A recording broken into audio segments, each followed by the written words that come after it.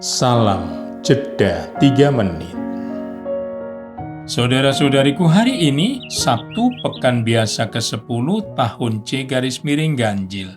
Dalam Injil Matius 5 ayat 33 sampai dengan 37, Yesus merevisi ajaran tentang sumpah yang mengatakan, "Jangan bersumpah palsu, melainkan peganglah sumpahmu di hadapan Tuhan." Keluaran 20 ayat 16, Ulangan 5 ayat 20. Yesus bukan hanya mengingatkan bahaya sumpah, melainkan bahkan melarang sumpah. Jangan sekali-kali bersumpah, ayat 34. Pertanyaannya, mengapa Yesus melarang sumpah?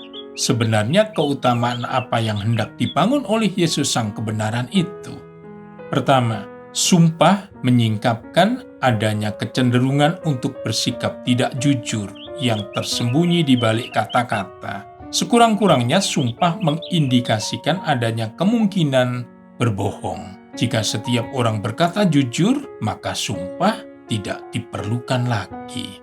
Kedua, Yesus merevisi ajaran tentang sumpah, sebab dalam sumpah, pihak yang terkait mendatangkan Allah sebagai saksi, Imamat 19 ayat 12, serentak bertindak sebagai pemberi sanksi terhadap pelanggarannya. Padahal nama Allah tidak boleh disebut dengan sembarangan. Keluaran 20 ayat 7.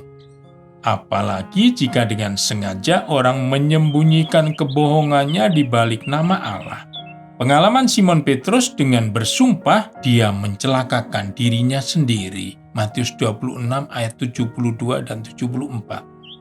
Namun terkait dengan hukum sipil, misalnya aturan sumpah jabatan, jika terpaksa harus mengucapkan sumpah, orang Katolik hendaknya mengikuti prinsip hukum gereja, Kanon 1199 sampai 1204. Di situ sumpah diatur secara amat ketat demikian. Sumpah, yakni menyerukan nama ilahi sebagai saksi kebenaran, tidak diberikan kecuali demi kebenaran, penilaian, dan keadilan. Kanon 1199 paragraf 1. Sumpah tidak diperbolehkan sebagai alat untuk menutupi kebohongan. Sumpah justru harus menegaskan kebenaran suara hati nurani yang murni dan jujur.